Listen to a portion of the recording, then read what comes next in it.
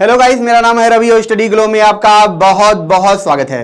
दोस्तों, आपने रॉकेट को उड़ते हुए देखा होगा, हर कोई ये देखता है, लेकिन उसके मैकेनिज्म के बारे में हर कोई नहीं जानता है कि आखिर उसका मैकेनिज्म काम कैसे करता है और कैसे जो इंजन होते हैं वो थ्रस्ट पैदा करते हैं, कैसे फ्यूल मिक्स होते हैं। तो दोस्तों, आज हम इसी के बारे में जानेंगे कि आखिर कैसे ये इंजन काम करते हैं, कैसे ये फ्यूल मिक्स होते हैं और कैसे ये थ्रस्ट पैदा करते हैं, जिसकी वजह से जो रॉकेट है वो ऊपर उड़ पाता है। आपको पता है ये हमारे रॉकेट होते हैं, इधर सॉलिड बूस्टर लगा होता है यहाँ पे, और जो अंदर होता है लिक्विड इंजन लगा होता है। तो आज हम बात करेंगे सिर्फ लिक्विड इंजन के बारे में। सॉलिड बूस्टर का मतलब दोस्तों यही होता है कि इसके अंदर क्या है, सॉलिड भरा हुआ है। मतलब जैसे आप पटाखा देखते हैं, जो इसके अंदर मटेरियल भरा होता है, वैसे ही मटेरियल यहाँ पे भरा होता है, और जब ये जलता है तो नीचे की तरफ क्या होता है, थ्रस्ट पैदा करता है। जितना नीचे थ्रस्ट पैदा होगा उतने अपोजिट फोर्स पैदा होगा, जिसकी वजह से ये ऊपर जाते हैं। ठीक है, तो आज हम किसके बारे में समझेंगे, लिक्विड इंजन के बारे में, कि कैसे यहाँ पे जब लिक्विड इंजन जब बर्न होता है, जो थ्रस्ट पैदा होता है वो कैसे होता है और कैसे लिक्विड इंजन यहाँ पे काम करता है। थोड़ा सा मैं आपको अगर यहाँ पे डेमो दिखाऊं तो आप देखेंगे यही क्या होता है। एक तरीके से ये क्रायोजेनिक इंजन है। ठीक है, आप समझिए कि बस इंजन है ये। ठीक है, आप ये भूल जाइए क्रायोजेनिक है या RS-25 इंजन है, बस समझिए कि एक इंजन है। ये कैसे काम करता है, यहाँ पे आप देखेंगे, आप थ्रस्टर बनाया गया होता है, यही थ्रस्टर से कहाँ यहाँ पे आप थ्रस्ट पैदा होता है, यहीं से पूरा ये सिस्टम वाल्व लगे होते हैं, यही सब सारा काम करते हैं। और इसी की वजह से क्या होता है, ये पूरा जो रॉकेट होता है वर्क करता है। तो मेन यही है, यहीं से थ्रस्टर पैदा होता है, पूरा ये इंजन है और इसी पे सारा कुछ डिपेंड होता है। तो आइए इसको हम समझेंगे आखिर ये कैसे काम करता है।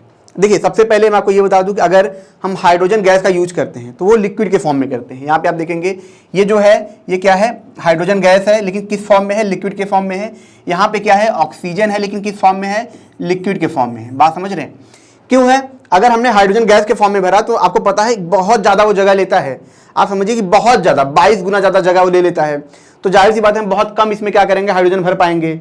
ठीक है, 1-2 किलो ही भर पाएंगे, ज़्यादा नहीं भर सकते, या 4-5 किलो, क्योंकि बहुत ज़्यादा उसकी जो डेंसिटी बहुत कम होती है, तो बहुत ज़्यादा वॉल्यूम वो लेता है। इसी वजह से क्या किया जाता है दोस्तों, इसको लिक्विफाई किया जाता है, मतलब इसको लिक्विड में बदल दिया जाता है।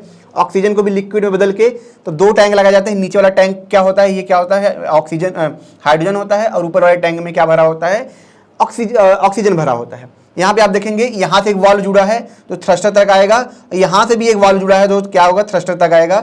यहीं पे सारा काम होता है। तो मीन कि यहाँ पे हमने लिक्विड भर दिया है, अब ये क्या होंगे, लिक्विड नीचे आएंगे और थ्रस्टर से ये जुड़ के काम करेंगे। ठीक है, आपको मैं बता दूं पहले क्या होता था, मेथेन यूज किया जाता था। ठीक है, लेकिन बाद में क्या हुआ दोस्तों कि हाइड्रोजन गैस यूज होने लगा। क्यों होने लगा, हाइड्रोजन लिक्विड गैस क्यों यूज होने लगा? क्योंकि हाइड्रोजन जो गैस होता है वो कम टाइम के अंदर, कम मालिक्यूल के अंदर ज़्यादा बर्न करता है और ज़्यादा क्या पैदा करता है, थ्रस्ट पैदा करता है। मीथेन के साथ समस्या ये थी कि ये बहुत लो इंपल्स पैदा करता था, जिसकी वजह से हमें स्पीड उतनी नहीं मिल पाती थी। दूसरी चीज़ कि वॉल्यूम बढ़ जाता था, उसका जो जगह बढ़ने की वजह से, लिक्विड का वेट बढ़ने की वजह से वॉल्यूम भी बढ़ता था और उसका वेट अपने आप बढ़ जाता था, जिसकी वजह से खुद रॉकेट को उड़ते वक्त अपने वेट को ही ले जाने में बहुत ज़्यादा फ्यूल खर्च करना पड़ता था। तो इसी वजह से जो हाइड्रोजन गैस को चुना गया, क्योंकि ये कम टाइम के अंदर बहुत ज़्यादा बर्न होता है, इसीलिए ये सबसे खास था। अब यहाँ पे दोस्तों अगर हम देखें, इसको कंपेयर भी करें कि क्यों मेथेन से ज़्यादा ये खास है, आप देखेंगे यहाँ पे।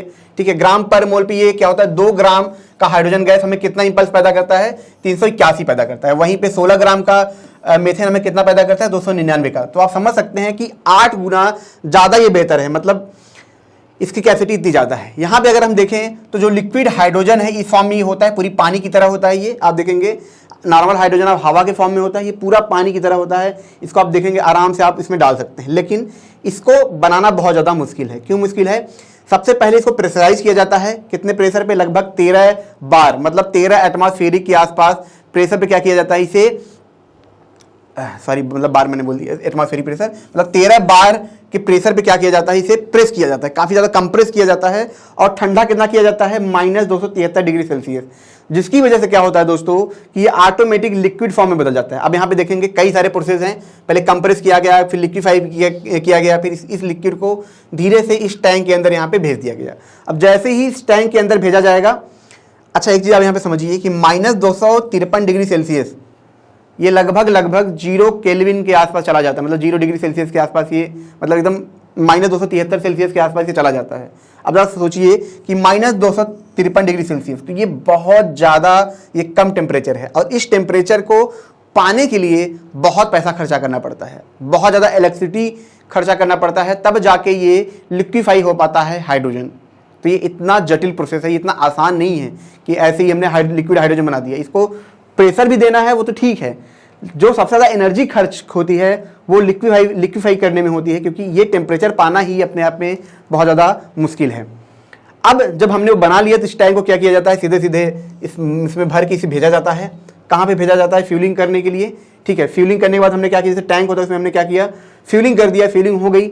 अब असली प्रोसेस यहाँ पे शुरू होता है। हमने फ्यूलिंग कर दी है टैंक में, अब जाहिर सी बात हमने लिक्विड को भरा है, बहुत ही ज़्यादा प्रेशराइज है वो, बहुत ज़्यादा प्रेशर होता है। अब बहुत ज़्यादा प्रेशर है, आपको पता है जैसे हमारी गाड़ी होती है, ठीक है, जैसे हमारा इंजन होता है गाड़ी का, तो यहाँ पे क्या होता है कि एक तरफ से क्या होता है कि लिक्विड, एक तरफ से फ्यूल आता है और एक तरफ से क्या होता है, एयर आता है, और यहाँ पे चिंगारी लगती है, बर्निंग हो जाती है। तो बर्निंग होती है तो हमें उसी से थ्रस्ट पैदा मिलता है, उसी से हमें एनर्जी मिलती है। तो सेम चीज़ यहाँ पे भी है, हमारे पास क्या है, फ्यूल है, हमारे पास ऑक्सीजन है, बस हमें चिंगारी की जरूरत है। लेकिन उससे पहले आप देखेंगे यहाँ पे एक छोटा सा कंप्रेसर लगाया जाता है। ये क्यों लगाया जाता है कंप्रेसर, ये इसलिए लगाया जाता है ताकि क्या हो कि जब टैंक से फ्यूल आए तो लिमिटेड मात्रा में इसे हम कंट्रोल कर सकें। अगर इसे आप कंट्रोल नहीं करेंगे तो क्या होगा, बहुत तेजी से फ्यूल आ रहा है, इसे आप कंट्रोल नहीं करेंगे तो क्या होगा, बहुत तेजी से फ्यूल आ जाएगा, पूरा ही फ्यूल आ जाएगा और ये फट जाएगा। तो इसे कंट्रोल करने के लिए यहाँ पे क्या होता है कि इसे कंप्रेस किया जाता है रोटेटर के द्वारा, ताकि ये क्या हो कि हम जितना लिक्विड चाहें उतना आ सके। अब यहाँ से क्या आ रहा है दोस्तों, लिक्विड आ रहा है। यहाँ पे आप देख रहे हैं जो पाइप होता है ना, ये पाइप, ये इन्हीं पाइप से ऊपर की तरफ ही चढ़ता है। जैसे ये आया, अभी इधर चढ़ते चढ़ते चढ़ते चढ़ते चढ़ते चढ़ते यहाँ पे जाएगा, यहाँ पे जाएगा। ठीक है, मैं आपको दिखा रहा हूँ। यहाँ पे देखिए, यहाँ पे चढ़ते चढ़ते क्या हो रहा है, इसे से मतलब यहाँ से जा रहा है। ठीक है, यहाँ से जाएगा, फिर ये क्या होगा दोस्तों, यहाँ से आके फिर से वापस इसमें मिल जाएगा। ठीक है, फिर आगे क्या लगा होता है, यहाँ पे कंप्रेसर लगा होता है। ठीक है, मैं दिखा नहीं पाया आपको। देखिए यहाँ से गया ये घूमते घूमते फिर यही देखिए फ्यूल यहाँ पे जा रहा है, यहाँ से अंदर जा रहा है। ठीक है, जैसा मैंने दिखाया था, जो वॉल से घूमते घूमते यहाँ से गया, ये यहाँ से सीधा अंदर गया। ये क्या है, कंबस्टर है, इसी के अंदर क्या होगा, ये बर्न होगा। अब दूसरी तरफ क्या आ रहा है दोस्तों, यहाँ पे आप देखेंगे दूसरी तरफ यहाँ पे भी क्या रहा है, लिक्विड ऑक्सीजन आ रहा है। अब ये दोनों यहाँ पे आ गए। अब यहाँ पे जब आते हैं दोस्तों, यहाँ पे आप एक चीज देखेंगे, यहाँ पे फुहारे जैसा लगा हुआ है। फुहारे जैसा लगा हुआ मतलब कि यहाँ पे आने से पहले, बर्निंग होने से पहले ये क्या होगा, पूरी तरीके से एकदम ये क्या होगा, छोटे छोटे मालिक्यूल्स में तोड़ देंगे, इसको एकदम फुहारे की तरह तोड़ देंगे, ताकि ये क्या हो कि हर एक मालिक्यूल जल पाए। अगर आप एक कोयला लेंगे, कोयले को खड़ा जलाएंगे आप, तो आप देखेंगे कि उतना ज़्यादा वो जल नहीं पाएगा, उतना एनर्जी हमें कम टाइम में नहीं दे पाएगा। जैसे वो जलेगा धीरे धीरे धीरे धीरे, लेकिन तुरंत नहीं जल पाएगा। लेकिन अगर कोयले का तो आप मुरादा बना देंगे, मतलब उसको मुरादा बना के उसे आप जलाएंगे तो तुरंत जल जाएगा, हमें कम टाइम के अंदर ज़्यादा एनर्जी देगा। हमें चाहिए क्या है, यहाँ पे कम टाइम के अंदर हमें ज़्यादा एनर्जी चाहिए, ज़्यादा हीट चाहिए। तो जिसकी वजह से इसको आप देखेंगे एकदम गैसियस पार्टिकल में बदल दिया गया है। मतलब पहले लिक्विड था, इसको यहाँ से आप देखेंगे प्रेशराइज करके, यहाँ पे जो हल्के होल बने हैं, यहाँ से जब ये आता है तो गैसियस फॉर्म में बदल जाता है। जैसे ये क्या होगा, गैसियस फॉर्म में ये बदलेगा। अब यहाँ पे आप देखेंगे इंजेक्टर प्लेट लगा होता है, यही इंजेक्टर प्लेट क्या करेगा, यहाँ पे आप देखेंगे इंजेक्टर प्लेट यहाँ पे लगा होता है, यही क्या करेगा, चिंगारी पैदा करेगा। और जैसे ये क्या करेगा, चिंगारी पैदा करेगा।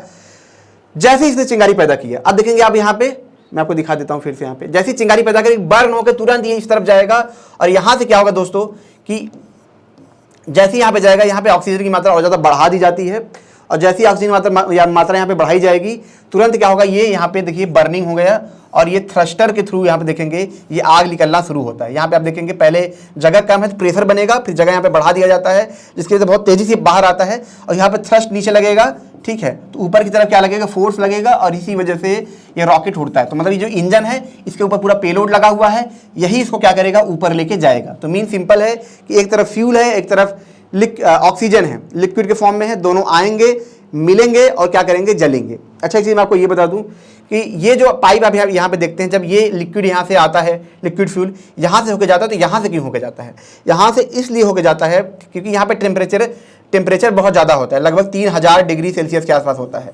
टेम्परेचर बहुत ज़्यादा होता है, जिसकी वजह से जब ये लिक्विड फ्यूल यहाँ से जाएगा, ठीक है, जैसे ही यहाँ से जाएगा तो क्या होगा, ये क्या होगा, एक तरीके से गैस के फॉर्म में बदल जाता है। पहले ही टूट जाता है मालिक्यूल्स, और अपने आप ये ऊपर जाएगा, जिसको तोड़ना कम पड़ता है, और जब यहाँ पे जाएगा तो फुहारे में पूरी तरीके से बदल जाता है, जिसकी वजह से बर्निंग बहुत आसानी से हो पाती है।